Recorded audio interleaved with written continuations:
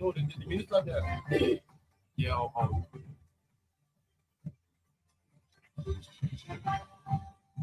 yeah, that one. Yeah.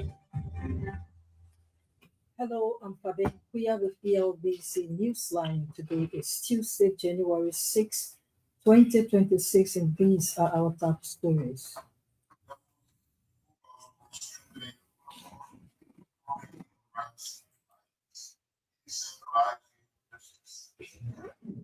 Government to increase the fight against child trafficking in 2026. Supreme Court of Liberia finds 6 lawyers for violating standard legal proceeding. Police arrest 5 persons on allegation of gang rape in Lofa County. And away from Liberia, at least 13 killed after a drone strike on a house in the Sudanese capital of El-Obeid.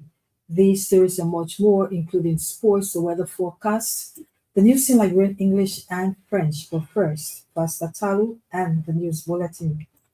The Justice Ministry has emphasized its resolve to strengthening the fight against child trafficking and upholding the rule of law in 2026. The ministry believes doing so will adequately maintain the country's peace and enhance trust in the country's justice system. Addressing the Information Ministry press briefing Tuesday in Monrovia, Information Minister Jerry McPhee highlighted significant progress in the country, especially under the previous year of 2025.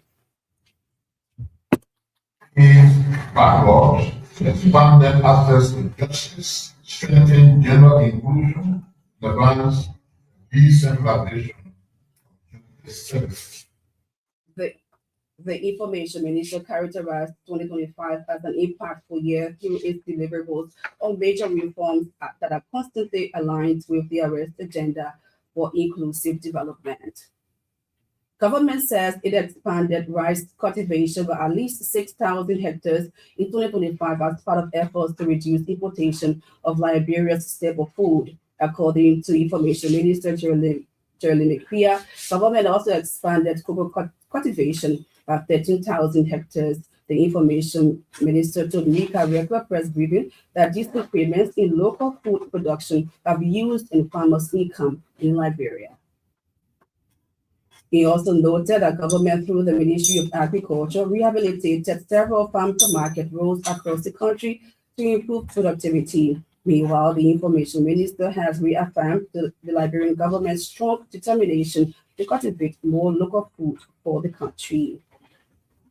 The Supreme Court has found 6 lawyers from the legal team representing former Finance Minister and 4 others $396 each for filing their legal brief on the day of the re-argument proceedings. The court warned that the amount be paid in government revenue within 72 hours, with Chief Justice Nami Basis warning them of risks being arrested if they failed to meet the ultimatum.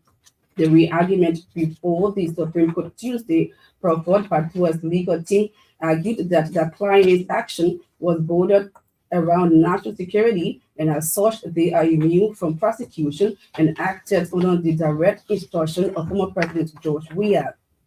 They argued that the clients were wrongfully implicated for allegedly stealing over $6 million and billions of Liberian dollars. The Supreme Court reminded them of similar case involving former Defense Minister Barney Samukai, adding that the case should have been raised at the lower court, where a jury will hear the facts, and if not satisfied, they can take an appeal to the Supreme Court.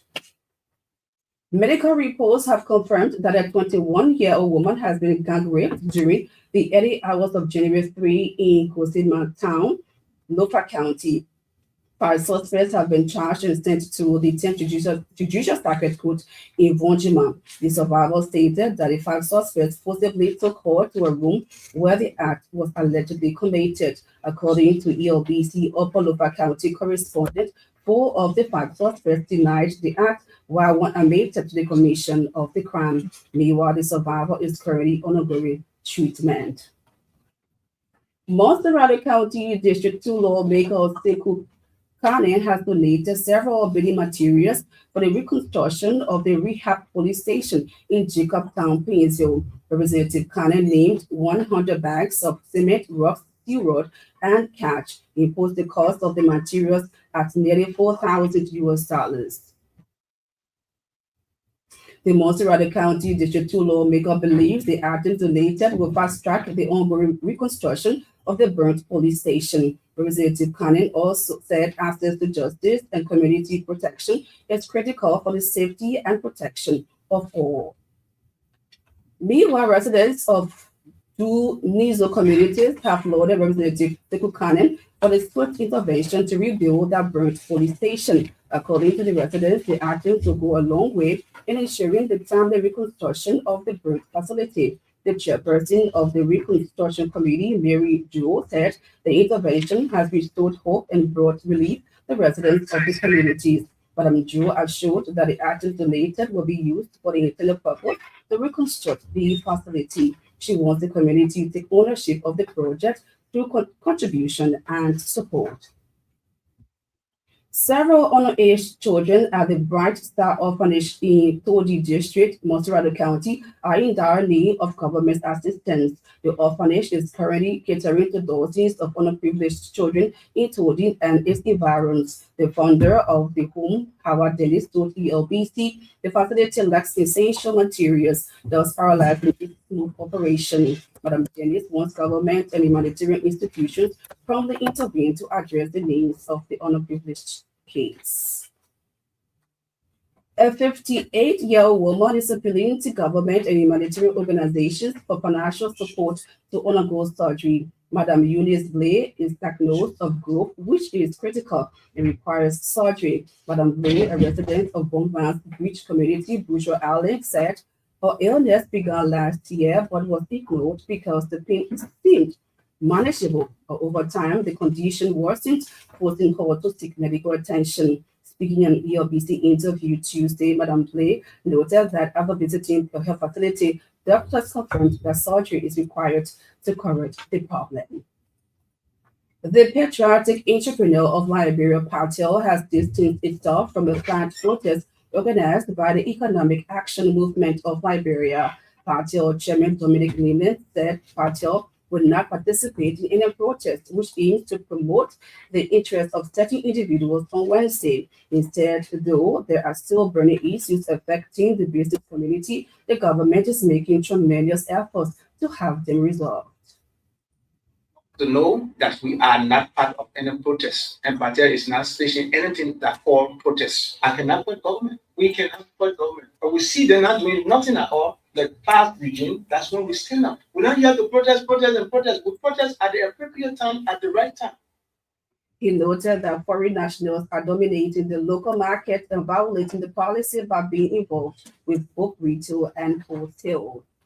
The Liberia Drug Enforcement Agency has suspended two officers, Solomon Bono and Faith Willie, after video footage showed them assaulting a female suspect, condemning the act as a serious violation of its code of conduct. The officers have been handed over to the Board of Internal Inquiry and Professional Standards for investigation and possible disciplinary action, signaling that such behavior will not be tolerated.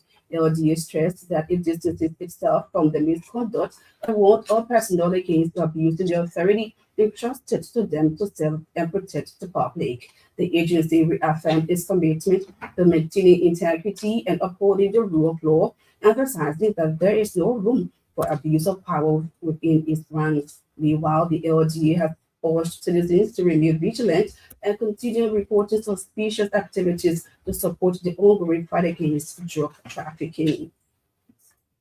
The United Nations Development Programme, in partnership with the Press Union of Liberia and the National Elections Commission, has launched the second Security and Media Standard Operating Procedure Conference in Grand Bassa County. Our correspondent said the training seeks to strengthen and differentiate the roles and responsibilities of the media and security personnel during electionary period.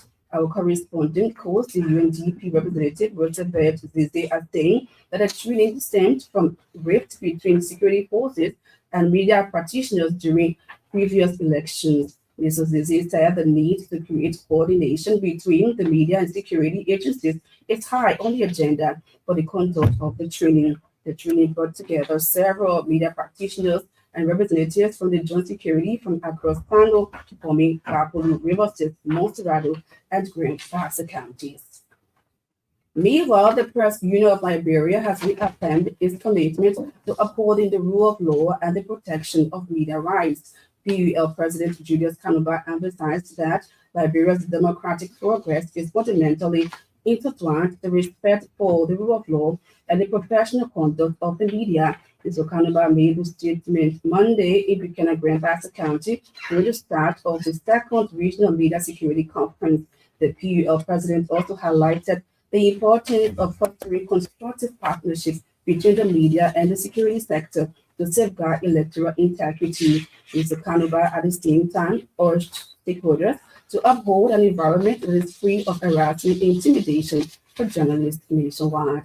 The ongoing conference is the second of 3 regional gatherings organized by the United Nations Development Programme and the National Elections Commission in collaboration with the Joint Security and the Press Union of Liberia. 2 kickball and football matches would take center stage Wednesday at the SKD Sports Complex in the ongoing National County Sports Meet. The matches are part of the round robin quarterfinal activities. Margibi faces River G, while Bapulu takes on Grand Kidmount in the second kickball match. In football, Bon County chases Grand Kidmount and Nima will welcome River G in the last football match for the day. There will be more round robin quarterfinal matches Thursday at the same venue. The Liberian Senate has officially appointed and endorsed into office journalist Augustine Starr as Director of Press and Public Affairs. Mr. Starr's appointment followed a rigorous evaluation by the leadership of the Senate from several individuals who applied for the position last year. Speaking during the official induction ceremony, Mr. Starr expressed gratitude to the leadership of the Senate and pledged to build a robust and effective Senate Press Bureau to enhance communication with the public. Augustine Starr previously worked for several media institutions, including the Voice of Power in Habio, Cool FM, Truth FM, and briefly at the Liberia Broadcasting System. And meanwhile, former acting director of Press and Public Affairs at the Senate, Bibiana Blay, has welcomed Director Starr and reaffirmed the department's readiness to continue its collaboration and dedication for the timely and effective dissemination of information. At the same time, the chairman of the Senate Committee on Rules, Order, and Administration, Senator Barbara Brown, lauded Director Augustine Starr for earning a high score during the rigorous vetting process. Senator Brown further assured of the Senate leadership's continued support for the Press Bureau and other departments within the Senate Central Administration. Pastor Talu and the news bulletin. She returns hopefully